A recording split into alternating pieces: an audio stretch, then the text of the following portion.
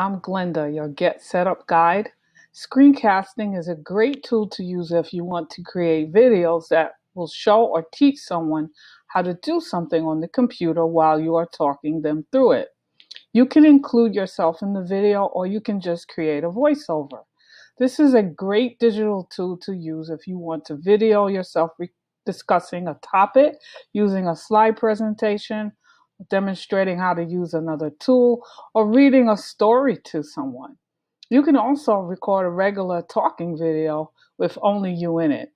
In this class, you'll learn about how to record a screencast video, edit the video, and share it with anyone via email or social media. Recently, one of our learners, Karen, took the class and said that she was excited about using the tool to create videos of her playing the piano while also showing the sheet music.